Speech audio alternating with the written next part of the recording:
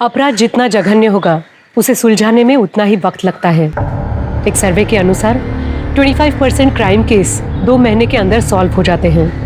बाकी के 75% crime case या तो क्लोज हो जाते हैं या तो ठंडे बस्ते में चले जाते हैं। ऐसे क्राइम में क्रिमिनल बहुत चालाक होते हैं और क्राइम करने से पहले ही बचने के रास्ते तैयार रखते हैं। लेकिन विक्टिम का क्या, उनके परिवार वालों का क्या? उनके हजारों सवाल मरने वाले के साथ ही चले जाते हैं। नमस्कार, मैं सोनाली कुलकर्णी आपके सामने क्राइम पेट्रोल सतर्क का एक नया अध्याय लेकर आई हूँ।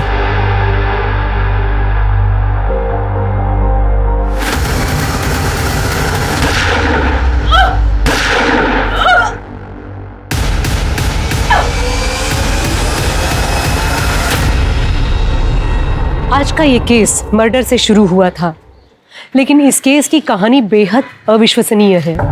इस केस में ऐसे कई किरदार थे जिनके ऊपर पुलिस को शक था और उन सभी के पास मर्डर करने का मोटिव भी था। हर बार जब कोई नया सुराग मिलता, पुलिस उस एंगल से केस की जांच करती, पर इसके बावजूद भी पुलिस असली गुनहगार तक नहीं पहुंच पाई थी और हर बार एक डेड एंड पर जाकर खड़ी हो जाती थी। आखिरकार पुलिस को ये केस बंद करना पड़ा। तो क्या थी इस केस की सच्चाई, और वो दूसरी हत्या जो हमने अभी देखी, वो लड़की कौन थी? उसका और उसकी हत्या का इस केस से क्या कनेक्शन था? चलिए इसकी शुरुआत करते हैं वहां से जहां से ये सब कुछ शुरू हुआ। इतना आसान नहीं है कार्तिक। एक बार जुर्म साबित हो जाए तो सजा होना पक्का है। पर पापा, अगर वो खुद ही मान ले कि उन्हें साइन को फॉर्ज किया है तो सजा कम तो हो सकती है ना? मुश्किल है।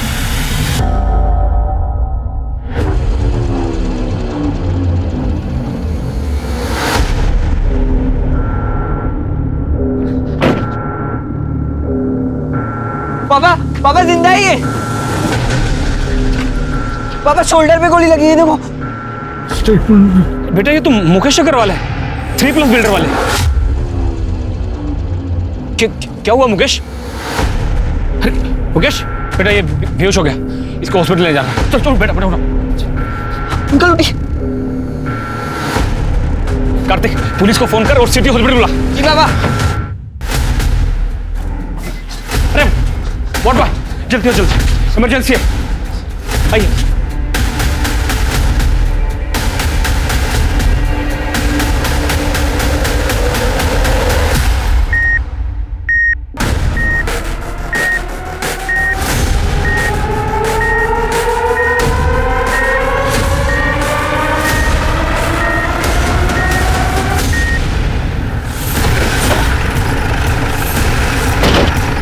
सर मैंने ही आपको फोन किया था। मुकेश जी को हॉस्पिटल लाते वक्त हमने उनका स्टेटमेंट रिकॉर्ड किया, पर इससे पहले कि उनका स्टेटमेंट पूरा होता वो बेहोश हो गए। कहाँ है वो रिकॉर्डिंग? सर स्टेटमेंट रिकॉर्ड करना है। कार्तिक फोन निकाल। जी पापा। मेरा नाम कार्तिक ठाकुर है। मैं अपने पापा प्रवेश ठाकुर के साथ MG रोड से जा रहा था। इधर हमें जख्मी हालत में एक आदमी मिला है, वो अपना स्टेटमेंट रिकॉर्ड करना चाहता है।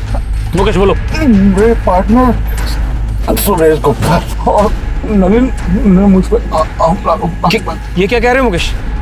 सुरेश और नलिन? मैं पैदल जा रहा था, वो लोग रास्ते से आए और मुझ पर गोली चला दी। नलिन ने बड़ी कंपनी से 10 लाख रुपए लोन लिया था, लेकिन जब मैंने उससे पूछा और उसने मुझे जान से मारने की धमकी दी। और सुरेश ने तो उससे भी बड़ा काम, उसने तो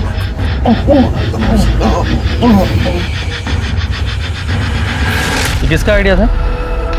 मुकेश जी। और सर अगर वो नहीं भी बोलते ना तो मैं उनका स्टेटमेंट जरूर रिकॉर्ड करता अपनी सेफ्टी के लिए। सर ये उनका वॉलेट है, चेक करो। सर हमने उनकी फैमिली को फ़ोन कर दिया है, उनके बेटे और वाइफ आते ही होंगे। गुड। शर्मा और इंस्पेक्टर साहब, कैसे हो गया ये सब कुछ? वो ठीक तो है? आप शांत हो जाइए, जरा मेरे साथ आइए।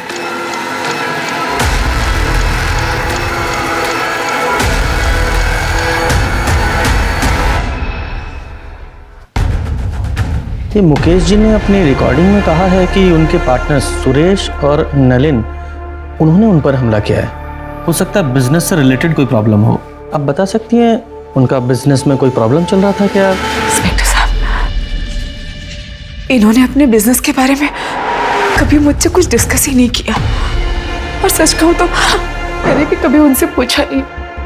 लेकिन ये सुरेश और नलिन, इनके साथ तो इनकी अच्छी पड़ती थी। जहां तक मैं जानती हूँ कोई प्रॉब्लम नहीं थी। कैसे कर सकते हो सर?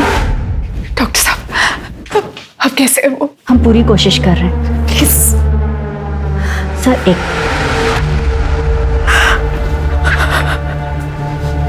ये सब क्या हो गया? सर, पेशेंट की कंडीशन काफ़ी क्रिटिकल है, बचने के चांसेस बहुत कम है। अगर आपको स्टेटमेंट लेनी है तो आप बात कर लीजिए। Thank you doctor. Mukesh ji, ये देखिए, ये रिकॉर्डिंग देखिए। आप बिना प्रेशर लिए सिर्फ इशारे में बताइए, क्या ये स्टेटमेंट आपने रिकॉर्ड किया अपनी मर्जी से?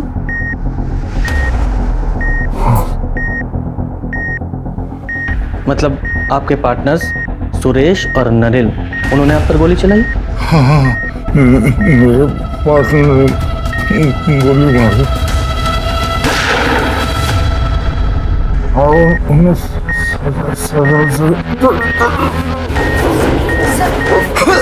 आप बाहर जाइए। नर्स, बैग नीचे करो।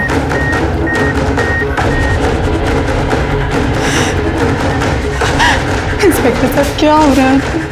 कैसे? देखिए, आप टेंशन मत लीजिए, ट्रीटमेंट चल रहा है, वो ठीक हो जाएगा। हाँ?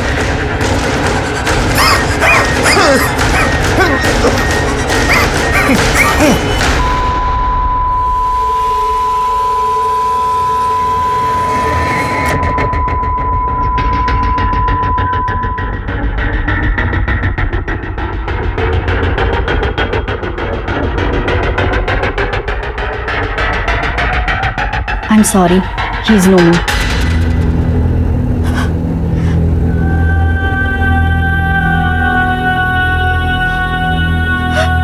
शर्मा, ये बॉडी का पोस्टमार्टम कराओ और सुरेश और नलिन दोनों को अरेस्ट करो तुरंत।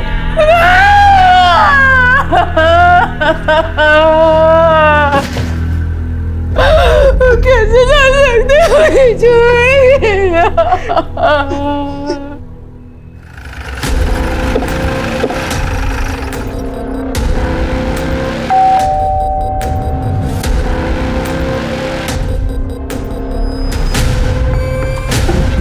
इतनी रात को कौन आया?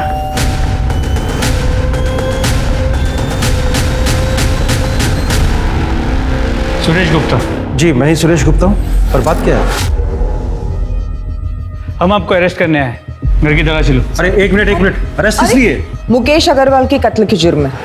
क्या? मुकेश का मर्डर? हाँ, अभी कुछ देर पहले ही मुकेश का मर्डर हुआ है एमजी रोड। मरने से पहले उसने तुम्हारा और सुरेश गुप्ता का नाम लिया। गुप्ता, पूरा घर चेक करो। मैडम। सर, आपको कोई गलतफहमी हुई है। मेरे पति मुकेश जी को सपने में भी कोई नुकसान नहीं पहुंचा सकते। आपके पास इसके अलावा कोई प्रूफ है कि मेरे पापा ने किया है? आप वारंट लेके आइए। हमें हमारा काम पता है, इन्वेस्टिगेशन के बीच में बाधा मत डाली। मैडम, पूरे घर की तलाशी ली, कुछ नहीं मिला, और घर में दूसरा कोई है भी नहीं। फैमिली कहाँ है तुम्हारी? मैं बैचलर हूँ, इसलिए अकेला रहता हूँ। चलो। क्या कर रही है? सर रुकिए सर।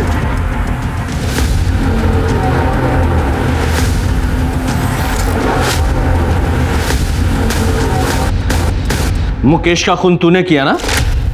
बोल बोल। मैंने बताया ना, मैंने किसी का खून नहीं किया। आवाज कम कर, झूठ बोल रहा है तू। वीडियो देखा ना तूने? मरता हुआ आदमी झूठ बोलता है क्या? हाँ? लेकिन सर, ये कैसे पॉसिबल है? कल रात को मैं अपने बीवी बच्चों के साथ बर्थडे पार्टी में था। मेरे कजन के बेटे की बर्थडे पार्टी थी रेस्टोरेंट में। हमारे अलावा वहां 30 लोग और भी शामिल थे। आप चाहे तो उन सबसे पूछ सकते हैं। मैंने कहा ना, मैं वहां नहीं था। आवाज नीची करके बात कर। अरे मैडम, मैं कल शाम 8 बजे से सुपर स्पेशलिटी हॉस्पिटल में था। मेरे पापा को हार्ट अटैक हुआ है।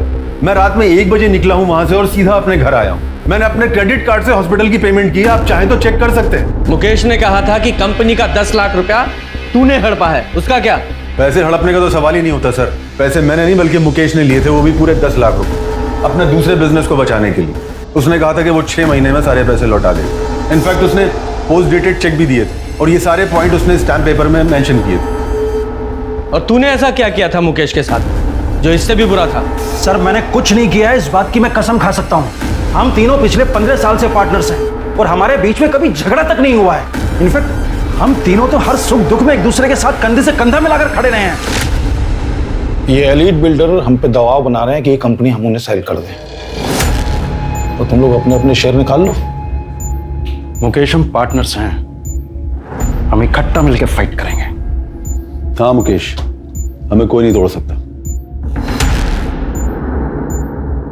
जब तुम लोगों में इतना ही भाईचारा था तो मुकेश ने तुम दोनों पे इल्जाम क्यों लगाया? सर वो मुझे नहीं पता, हो सकता है कि किसी के दबाव में आकर उसने ये बात कही हो। किसके दबाव में? वो मुझे नहीं पता सर, लेकिन सबसे बड़ा प्रूफ ये है कि उस दिन हम दोनों एमजी रोड पर थे ही नहीं। सर सुरेश के बयान को वेरीफाई किया, वो सच कह रहा है। उस रात सच में वो बर्थडे पार्टी के लिए रेस्टोरेंट में गया हुआ था और रेस्टोरेंट के सीसीटीवी कैमरा में वो साफ नजर आ रहा है। रात के 1 बजे वो वहां से अपनी बीवी और बच्चे के साथ निकला था। तो सर चांस ही नहीं है कि रात 12 बजे वो एमजी रोड पे। सर परवेश और कार्तिक को लगभग 12 बजे के आसपास मुकेश एमजी रोड मिला था और उस वक्त नलिन सुपर स्पेशलिटी हॉस्पिटल में था, जहां पर उसने अपना क्रेडिट कार्ड यूज किया था बिल पे करने के लिए।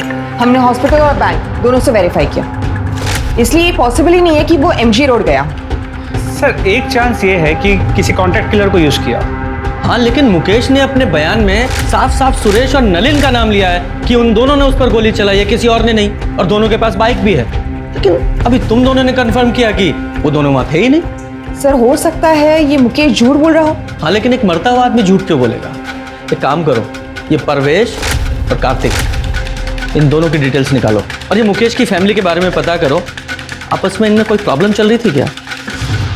मुकेश के पेरेंट्स तो 10 साल पहले ही गुजर गए थे और मुकेश अपने पेरेंट्स के इकलौते थे। कल रात तुम कहाँ थे? सर मैं अपने कमरे में मूवी देख रहा था और फिर राहुल, राहुल, तेरे पापा को गोली लग गई है। क्या? हाँ, हॉस्पिटल से फोन आया, चल जल्दी से। मैं तो बस किचन का काम खत्म करके सोने ही जा रही थी, अचानक कार्तिक का फोन आया कि हॉस्पिटल आ जाओ। मेरी तो कुछ समझ में ही नहीं आया। मुकेश तो डिनर करके बाहर वॉक करने गए थे। सुरेश और नलिन को कैसे पता चला कि मुकेश रात को डिनर के बाद बाहर वॉक करने जाने वाले? तो आपको भी लगता है कि सुरेश और नलिन ने मुकेश को मारा है? आपको नहीं लगता इंस्पेक्टर? आई मीन मुकेश ने अगर कहा है तो सच ही कहा होगा ना, वो झूठ क्यों बोलेंगे?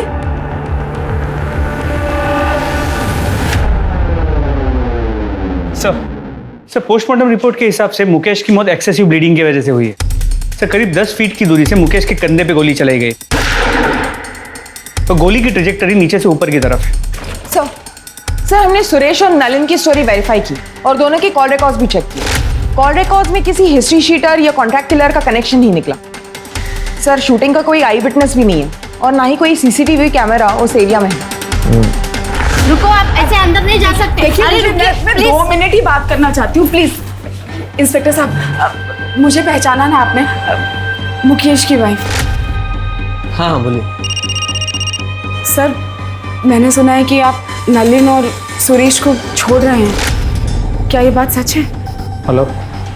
हाँ छोड़ना ही पड़ेगा ना, क्योंकि मुकेश जी का स्टेटमेंट हमारी इन्वेस्टिगेशन के फैक्ट से मैच नहीं करता और उन दोनों के खिलाफ हमारे पास कोई पुख्ता सबूत नहीं है, इसलिए हम उन्हें ज्यादा दिन कस्टडी में नहीं रख सकते। लेकिन सर आप भी जानते हैं खून हुआ है मेरे पति का, कुछ भी कीजिए, हाथ छोड़ रही हूँ आपके आगे। जिसने भी मेरे पति को मारा वो मुझे इंसाफ चाहिए।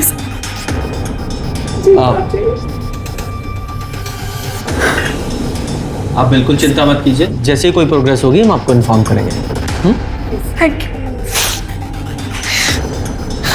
सर इस परवेश के बारे में एक इंपॉर्टेंट इन्फॉर्मेशन मिली। ये परवेश ट्रिनिटी बिल्डर्स का मेन लॉयर हुआ करता था 1 साल पहले था, लेकिन किसी बात को लेकर मुकेश ने उसे कंपनी से निकाल दिया। पर ये बात इस परवेश ने हमसे क्यों छुपाई? कि वो मुकेश अग्रवाल को जानता था। सर आप जो कह रहे हैं वो बिल्कुल ठीक है, पर पता नहीं उस दिन मेरे दिमाग से कैसे निकल गया कि मैं आपको बताता कि मैं मुकेश जी को जानता था। अरे ऐसे कैसे दिमाग से निकल गया? आप खुद एक लॉयर है ना, आपको कम से कम हमसे नहीं छुपाना चाहिए था। हमसे तो सच्चाई बताते हैं। जी बिल्कुल सही, पर मैं ये भी समझ सकता हूँ कि आपको इसकी वजह से मुझ पर शक भी होगा, पर आपका ये शक बेबुनियाद है। उस रात मैं और मेरा बेटा कार्तिक मेरे क्लाइंट के यहाँ शादी अटेंड करके घर वापस लौट रहे थे पवन बाग से। वहाँ से मेरे घर की दूरी करीबन 10 मिनट की थी, मगर लौटते वक्त एक ट्रक की वजह से पूरा रास्ता जाम था, तो हमने बीच का रास्ता लिया। तो हमें करीबन 15 मिनट लगे और वही रास्ते पर हमें मुकेश जी पड़े मिले। और सर मेरे पास वो वेडिंग इनविटेशन कार्ड भी है, ये देखिए सर। सर आप गनीमत समझिए कि हमने ये वीडियो रिकॉर्ड कर ली, वरना आपको तो हम पर शक होता। अच्छा एक बात बताइए, मुकेश ने आपको अपने कंपनी से क्यों निकाला था? एक्चुअली सर एक डिस्प्यूटेड लैंड था जिस पर 5-6 अलग अलग पार्टीज का हक था। मुकेश जी चाहते थे कि मैं इलीगली वो ज़मीन उनके नाम पर करवा दूँ। अरे वो 5-6 लोग हैं, लोअर मिडिल क्लास, उन्हें डरा धमका के भगा दूंगा मैं। वो अपना क्लेम वापस कर लेंगे, तो मैंने उसे तैयार करो। नहीं मुकेश, ये सब इलीगल है, नहीं करूँगा। तो आज के बाद तुम्हारी जरूरत भी नहीं मुझे, तुम जा सकते हो। सर मुकेश जी ने अपने छोटे से लालच की वजह से 10 साल पुराना रिश्ता 1 मिनट में तोड़ दिया, तो मैंने भी कंपनी छोड़ दी और कभी पलट कर नहीं देता। सर अगर मुझे ही बदला लेना होता तो मैं इतना लंबा इंतजार क्यों कर, बताइए आप। सर परवेश ने जो कहानी बताई थी वो करेक्ट है। वो लोग उस रात सच में शादी में गए हुए, शादी के वीडियो फुटेज में वो लोग साफ नजर आ रहे हैं। और सर उस रात हाईवे पे सच में ट्रैफिक जैम था जैसे परवेश ने बताया था, इसीलिए उन्होंने अंदर का रास्ता लिया। सर हमने सुरेश और नलिन की स्टोरी वेरीफाई की, सब सच बोल रहे। 6 महीने की इन्वेस्टिगेशन और सभी संदिग्धों पर नजर रखने के बाद भी जब पुलिस के हाथ कुछ नहीं लगा तो पुलिस ने इस केस को बंद कर दिया, पर नियति को कुछ और ही मंजूर था। मुकेश की केस फाइल बंद करने के 6 महीने बाद, यानी कि मुकेश के मर्डर के 1 साल बाद कुछ ऐसा हुआ जिसने ठंडे बस्ते में पड़े मुकेश मर्डर की केस को रीओपन करा दिया।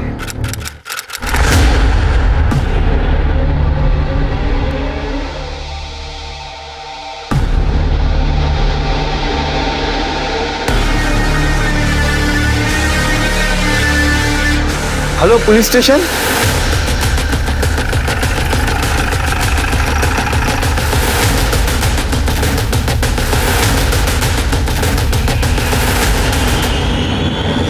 पूजा चेक करो सर। जरा आसपास चेक करो।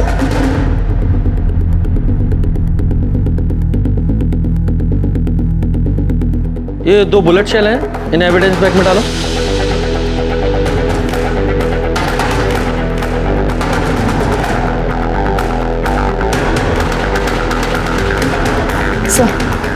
सर एंट्री होल से लगता है कि क्लोज रेंज से 2 बुलेट चलाई गई।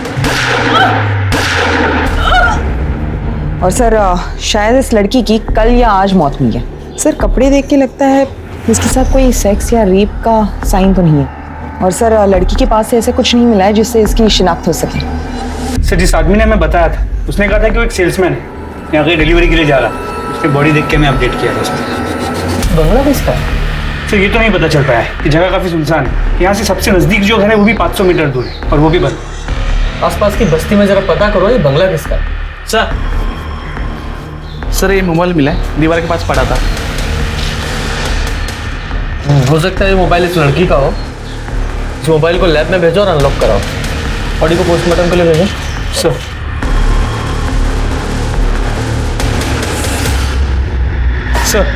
सर जिस लड़की की बॉडी हमें मिली थी उसका नाम साक्षी व्यास है। और ये फ़ोन जो उस बंगले में मिला था अनलॉक हो गया, ये फ़ोन उसी का है। सर कॉन्टैक्ट लिस्ट में नाम देखिए।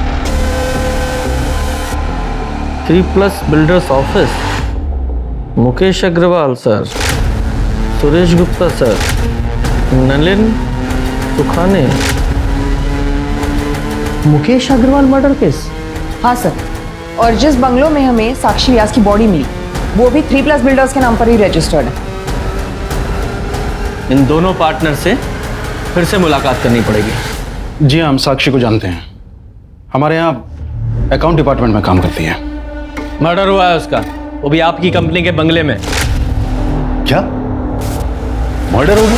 जी। लेकिन कल तो वो ऑफिस आई थी, आज नहीं आई, तो हमें लगा कि शायद अपनी माँ की देखभाल के लिए छुट्टी ले ली होगी। साक्षी की माँ नूतन बीमार रहती है, वो अपने बिस्तर से उठ तक नहीं सकती है।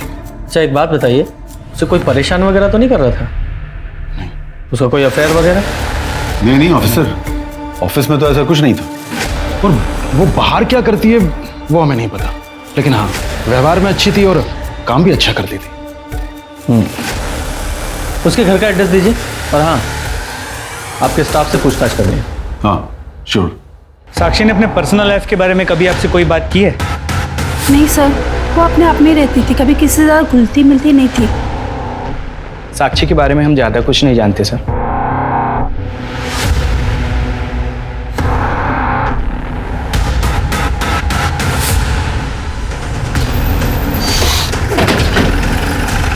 सही है ना?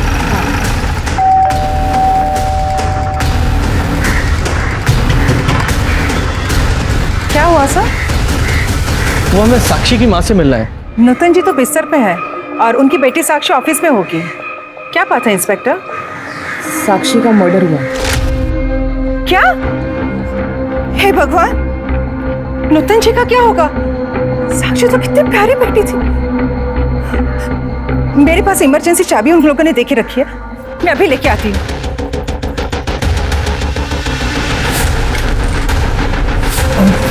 सर ऊपर प्लीज।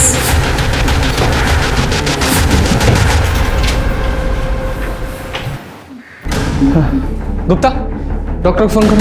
सर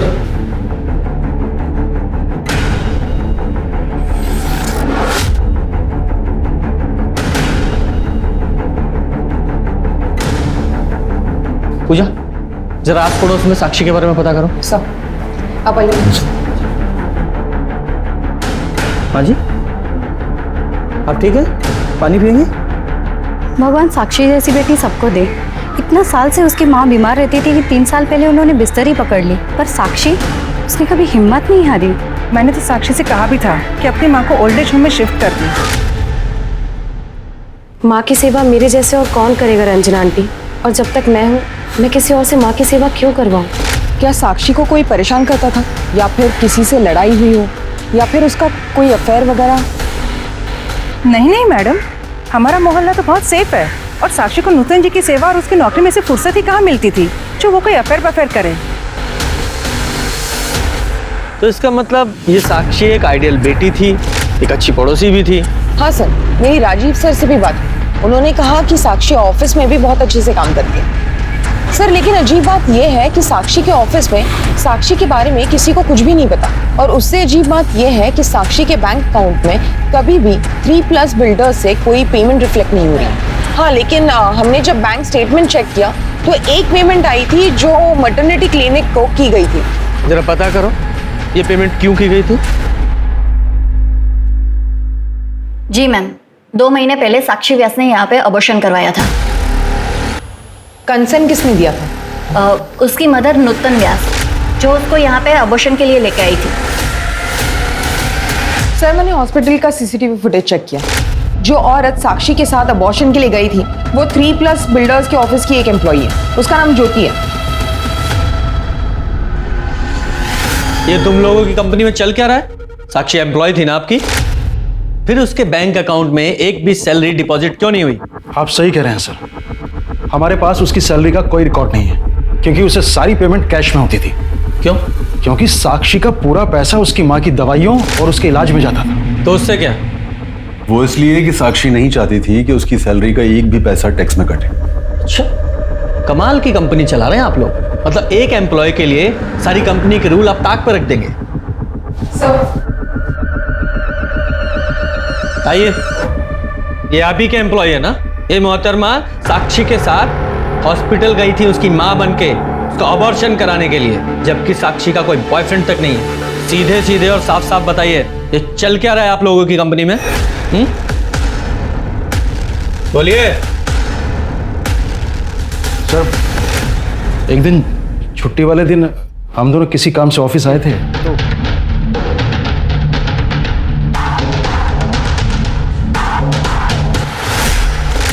मुकेश ने हमें बताया था कि उसका साक्षी के साथ अफेयर है, इसलिए साक्षी ने जब कैश पेमेंट की बात की तो हम दोनों मना नहीं कर पाए। सर हम सच बोल रहे हैं, हम दोनों आपसे कुछ नहीं छिपा रहे। ये मुकेश मर्डर केस की इन्वेस्टिगेशन के दौरान ये एंगल तब सामने नहीं आया था। सर, साक्षी की पोस्टमार्टम रिपोर्ट के हिसाब से उसकी मौत 4 मार्च को 4 से 6 बजे के बीच हुई और सर 2 बुलेट्स फायर किए गए थे, जिसकी वजह से उसकी इंटरनल ऑर्गन डैमेज हुए और उसकी मौत हुई।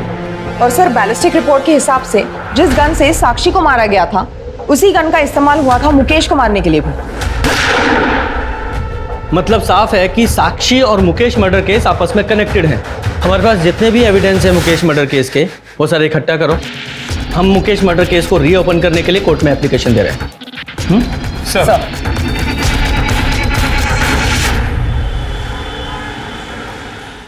सर, कोर्ट ने मुकेश अग्रवाल मर्डर केस को रीओपन करने की मंजूरी दे दी है। वेरी गुड, शुरू से शुरू करते हैं। सबसे पहले मुकेश अग्रवाल के घर चलते हैं।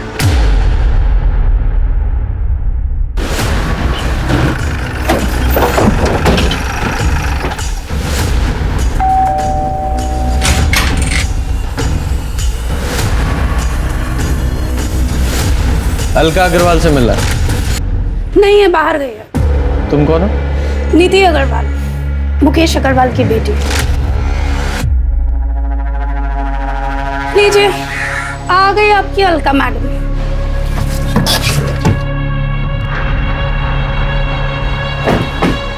आइए, आप ही का इंतजार था।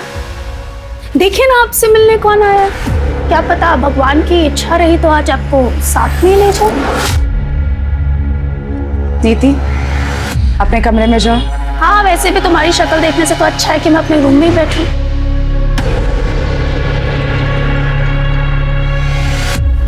इंस्पेक्टर साहब, नीति के बिहेवियर के लिए मैं आपसे माफ़ी चाहती हूँ।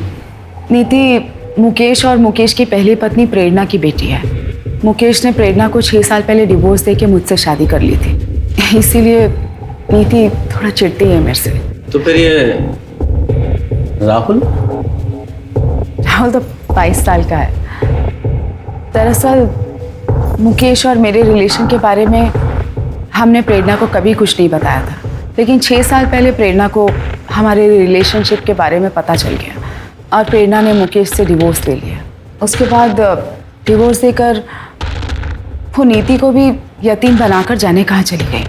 और नीति उस वक्त वो सिर्फ 20 साल की थी और उसे ये लगता था कि उसके पेरेंट्स के डिवोर्स का सबसे बड़ा कारण मैं ही हूँ।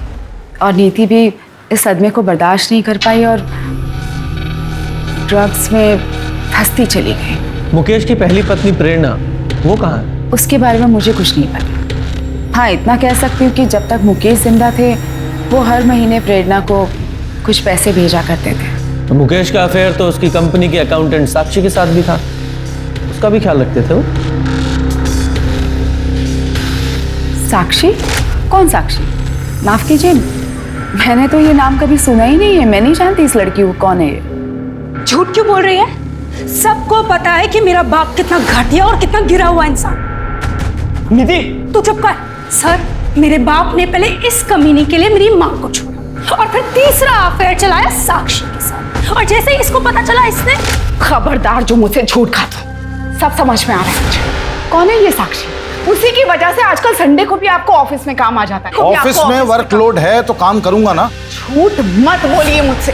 यही एक्सक्यूजेस तुम प्रेरणा को दिया करते थे मेरे लिए। आज वही झूठ आप साक्षी के लिए मुझे बोल रहे हो। आप साक्षी, ऐसा कुछ भी नहीं हुआ था। तो जाने नशे में क्या क्या इमेजिन करती रहती है। और सच तो ये है कि ये तो हमेशा यही चाहती थी कि हम लोगों में हमेशा झगड़े होते रहे। झूठ बोलना बंद करो। सर, अगर आपको मेरी बात पे यकीन नहीं है ना तो राहुल से पूछ लीजिए। नीति, क्यों मेरा घर बर्बाद करने पे तुली पड़ी है तू? घर बर्बाद मैंने किया या तूने हमारा घर बर्बाद किया?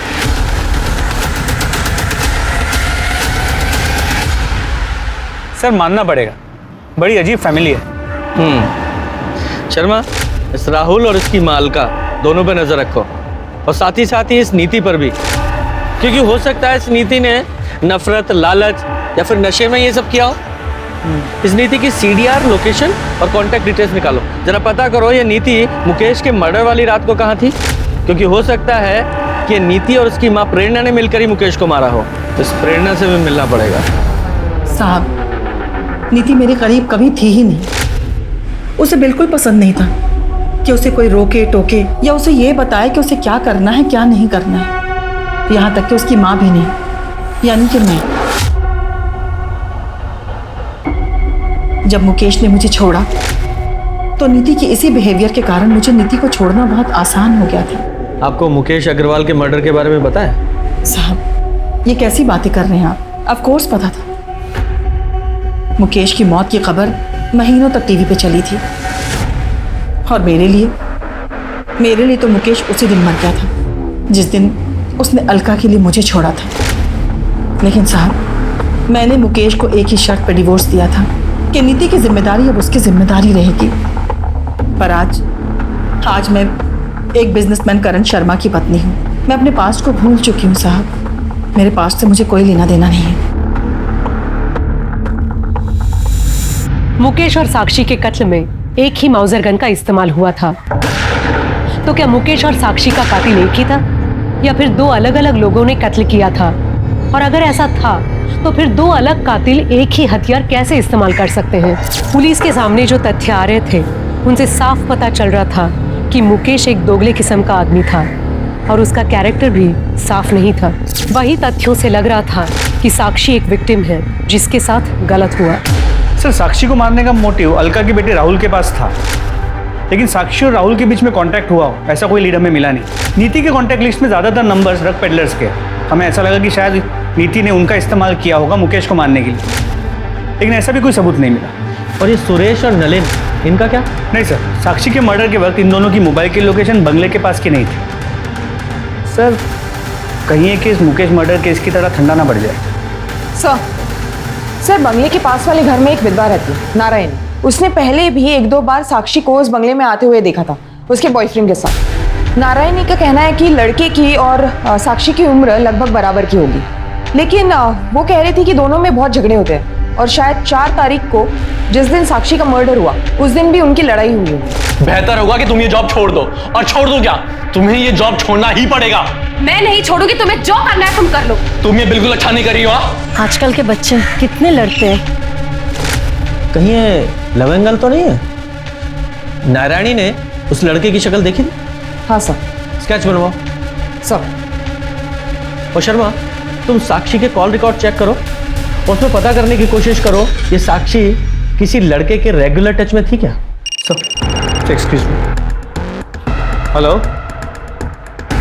ठीक है सर। नूतन में इसको होश आ गया है, मुझसे बात कर सकते हैं। Very good.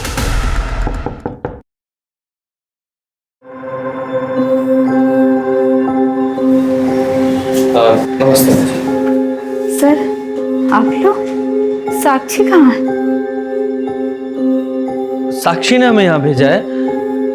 उसने कहा है कि आप घर चलिए, मैं आती हूँ, तब तक आपसे बातें करते हैं। साक्षी के बारे में कुछ बताइए ना। साक्षी तो लगता ही नहीं मेरी बेटी है। उसने माँ की तरह मेरा ख्याल रखा।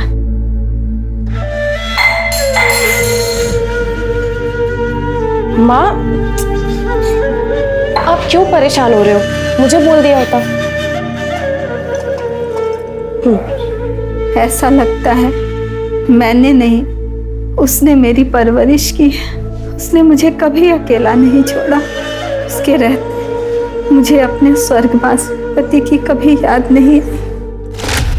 बहुत ही खुश मिजाज, जिंदा दिल और हंसमुख है मेरी बेटी, लेकिन उन दोनों कमीनों ने मेरी बेटी की जिंदगी बर्बाद कर दी।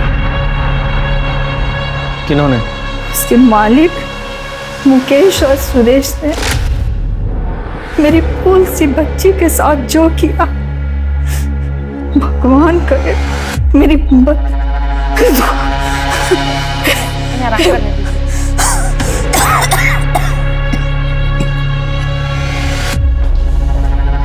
शर्मा, इस सुरेश को अरेस्ट करने की तैयारी करो।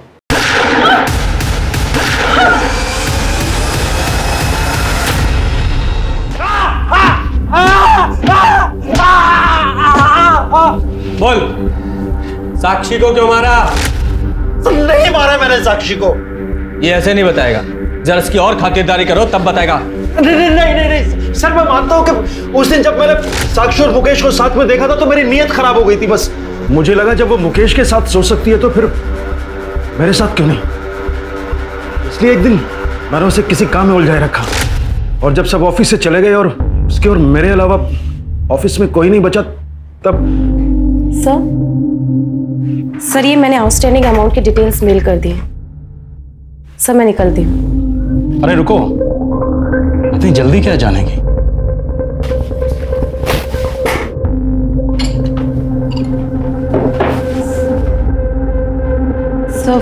सर मैं ड्रिंक नहीं करती।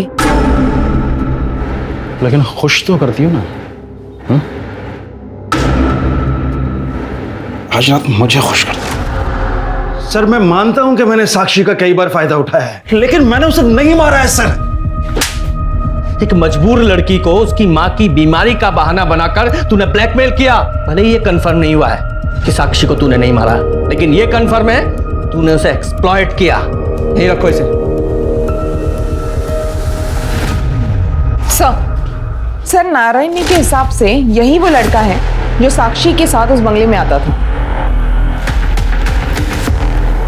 ऐसा लग रहा है देखा है मैंने इसे, पर फिलहाल पहचान में नहीं आ रहा। हाँ देखा था। साक्षी की सीडीआर को चेक किया।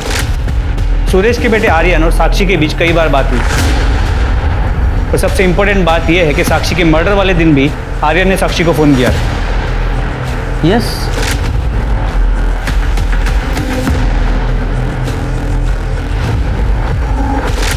ये आर्यन है। शर्मा ये देखो इसका हेयर स्टाइल। आर्यन ही वो लड़का है जो साक्षी से मिलने वो कंपनी के बंगले में जाता था।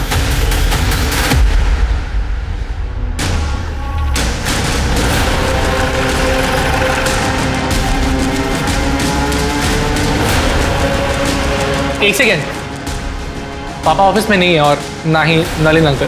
तेरे पापा तो ऑलरेडी हमारे मेहमान हैं, और अच्छा है नलिन में यहाँ नहीं है, क्योंकि तेरे से सवाल करते तो खामा-खा अड़ंगा लगाता। क्या मुझसे सवाल? क्यों? केबिन में बात करें? केबिन में क्यों, यहीं कीजिए सबके सामने।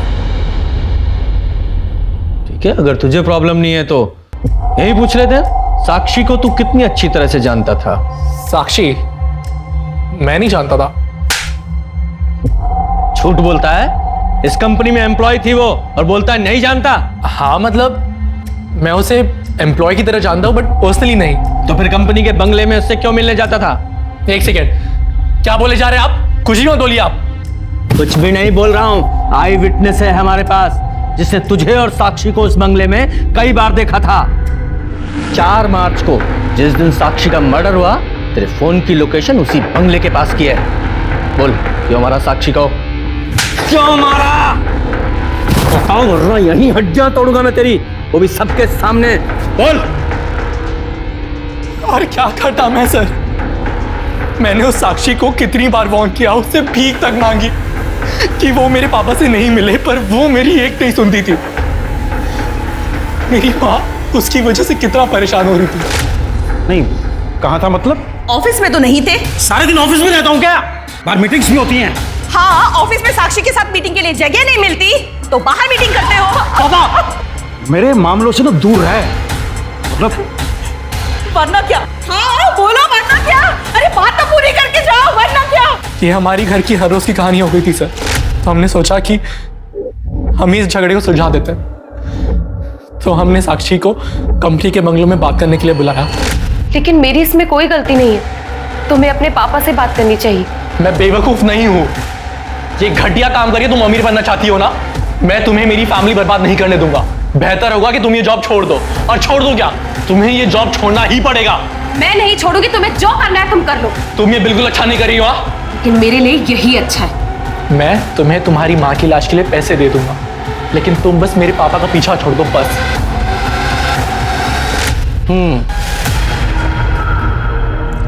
तो उस बंगले के पास में रहने वाली नारायणी को लगा कि तुम दोनों की लड़ाई दो प्यार करने वालों की नोकझोंक है, और तुम दोनों की आपस में लड़ाई हुई थी ना? साक्षी को मुझ पर विश्वास नहीं था। उसे लगता था कि मैं अपना प्रॉमिस नहीं निभाऊंगा। इसलिए उसने पापा से मिलना बंद नहीं किया। दिन पे दिन मेरे घर के हालात और ख़राब होते जा रहे थे। तो फाइनली मैंने गन का सहारा किया। गन कहाँ से मिली? पापा की कार की सीट से। मुकेश अंकल की मौत के अगले दिन जब मैं हर रोज की तरह जॉगिंग पे जा रहा था, पापा बहुत गुस्सा होते अगर उन्हें मालूम पड़ता कि मैंने उनकी गन छुई है। इसलिए मैंने सोचा कि मैं उन्हें बताऊंगा ही नहीं। इसलिए पापा के डर से मैंने उस गन को सेफ जगह छुपा दिया। लेकिन सर स्ट्रेंजली पापा ने कभी उस बारे में जिक्र ही नहीं किया। कभी कभी तो मेरा मन करता था कि मैं पापा को ही मार दूं मैं, लेकिन पापा को मार के मेरी माँ को विधवा बना के सर मेरी प्रॉब्लम सॉल्व नहीं होती। तो मैंने फाइनली सोचा कि मैं एक आखिरी बार साक्षी को मिलता हूँ और हम फाइनली 4 मार्च को 6 बजे मिले। मैं अंदर नहीं जाऊंगी, तुम्हें जो बोलना है यही बोलो और मैं इस जगह दोबारा नहीं आऊंगी। ठीक है, तो इसे मेरी फाइनल वार्निंग समझ ले और मेरे बाप से मिलना छोड़ दे। तो तू अपने बाप से क्यों नहीं बोलता कि वो मेरा इस्तेमाल करना छोड़ दे? मैं नहीं बोल सकती क्योंकि वो मेरी जरूरतें पूरी करता है और मैं उसकी। चुप हो जा, झूठ बोल रही है तू। तूने फंसाया मेरे बाप को, पैसों की भूखी है तू। तो अपने बाप से जाकर पूछना, हो सकता है तेरी माँ को ऐसे ही फंसा के लेकर आया हो, जबरदस्ती शादी की हो और तेरी माँ ने भी उसके साथ पैसों के लिए शादी की हो।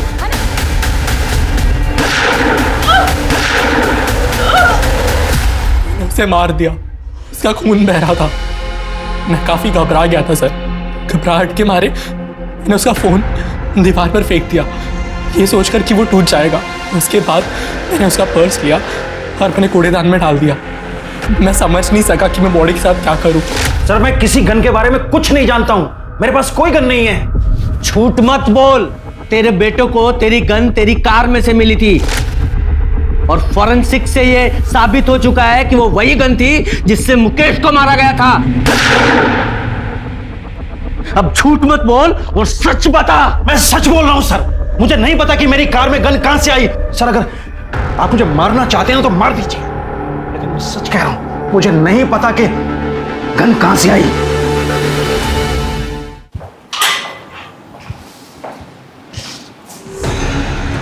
शर्मा, कहीं ये सुरेश सच तो नहीं बोल रहा है? कोई सचमुच में ही सुरेश को मुकेश के मर्डर में फंसाने की कोशिश कर रहा हो?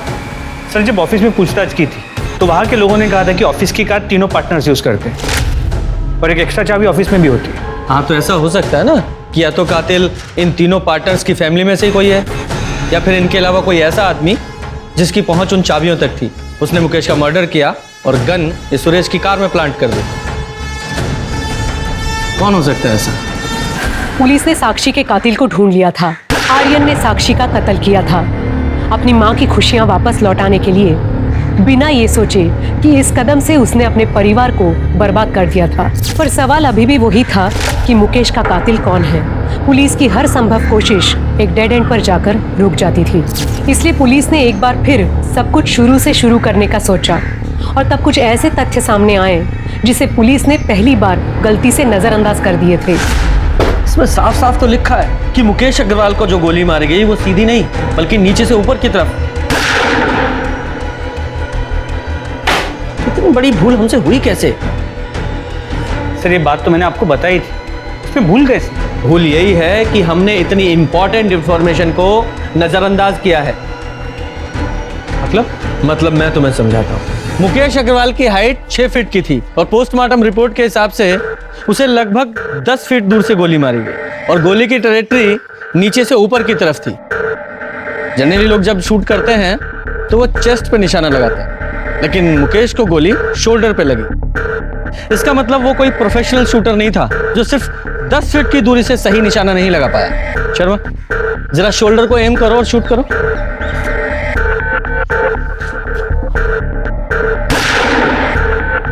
Very good.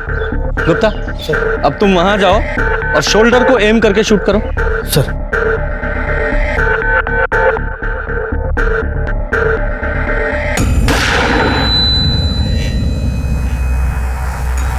करेक्ट। शर्मा, जरा इधर आओ। ये देखो, ये वो टारगेट है जो तुम्हारी बुलेट से हिट हुआ। वो एकदम सीधी बॉडी के पार हुई है और गुप्ता ने जो शोल्डर पे गोली शूट की उसकी ट्रेजेक्टरी नीचे से ऊपर की तरफ।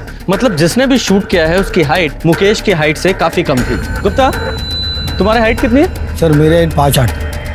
5 फुट 8 इंच। शर्मा, हमारे सस्पेक्ट्स में से किसकी हाइट 5 फुट 8 इंच की है? जरा पता लगाओ। सर मुकेश मर्डर केस के सारे सस्पेक्ट, सुरेश, उसकी पत्नी काजल, उसका बेटा आर्यन, मुकेश की पहली पत्नी प्रेरणा, उसकी बेटी नीति, मुकेश की पत्नी अलका और वो लॉयर परवेश और उसका बेटा कार्तिक, किसी की भी हाइट मुकेश की हाइट से या तो ज्यादा है या उसके बराबर है या बहुत कम है। किसी की भी हाइट परफेक्ट 5 फुट 8 इंच नहीं है, वो सिर्फ तेरी है। बता, क्यों मारा अपने फादर को? मैंने अपने पापा को नहीं मारा। तो रो क्यों रहा है? उन्हें नहीं मारना था, उन्हें तो बस एक गोली में घायल करना था। मतलब गोली तू नहीं चलाई? ये सब पापा का ही आइडिया था। मैं आप पे गोली कैसे चला सकता हूँ? मुझे मारना नहीं है, सिर्फ घायल करना है, ताकि मैं ये इल्ज़ाम उन सुरेश और नलिन पे लगा सकूं। उन दोनों ने मेरी ज़िंदगी मुश्किल कर रखी ऑफिस में। एक बार वो दोनों अरेस्ट हो गए ना, पूरी कंपनी हमारी होगी। जिंदगी में इससे बड़ी सिक्योरिटी और क्या होगी? पर साक्षी का क्या? आप उसे छोड़ दोगे ना? हाँ, छोड़ दूंगा उसे मैं। प्रॉमिस? हाँ।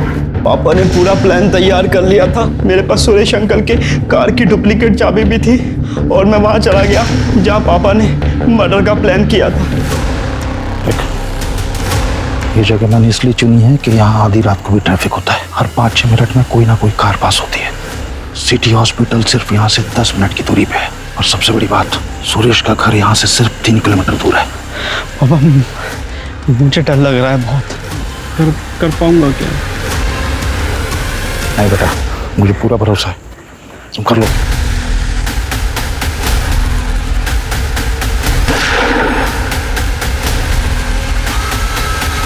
पापा,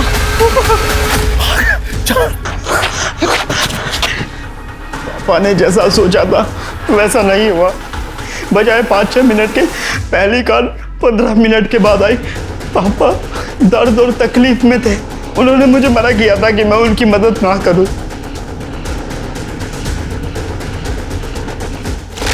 तो तेरे पापा मुकेश को कैसे पता था कि सुरेश की कार वहां खड़ी है? पापा को पता था सुरेश अंकल पार्टी जा रहे हैं और वो पार्टी जाकर जरूर ड्रिंक करेंगे। और सुरेश अंकल जब ड्रिंक करते तो अपनी गाड़ी नहीं चलाते। ये मुकेश का लालच ही था जिसने उसकी सोच पे पर्दा डाल दिया था। मुकेश का कातिल खुद मुकेश ही था। मुकेश ने प्लान तो अच्छा बनाया था, पर 10 मिनट की देरी ने उसकी जान ले ली और फिर शूटिंग एक एक्सीडेंटल मर्डर बन गया। पुलिस ने राहुल को अपने पिता के प्लान में साथ देने और फिर शूटिंग के लिए गिरफ्तार किया। मुकेश के प्लान ने बहुत सारे लोगों की जिंदगियां बर्बाद कर दी। अगर पुलिस से इन्वेस्टिगेशन में चूक नहीं हुई होती तो ये केस शायद पहले ही सॉल्व हो जाता। लेकिन इस केस की नियति कुछ और थी और 1 साल बाद एक और खून होने के बाद पुलिस को न सिर्फ दोनों कत्ल में माउजर गन का कनेक्शन मिला, बल्कि ये केस भी उसके अंजाम तक पहुंचा। लालच बुरी बला है, संतुष्ट जीवन ही सुखी जीवन का मूल मंत्र है। अब मैं सोनाली कुलकर्णी आपसे विदा लेती हूँ। कल फिर मिलेंगे क्राइम पेट्रोल सतर्क जस्टिस रीलोडेड के इस नए अध्याय के साथ। तब तक सुरक्षित रहें, सतर्क रहें और अपने परिवार का ख्याल रखें। देखते रहिए क्राइम पेट्रोल सतर्क। जय हिंद।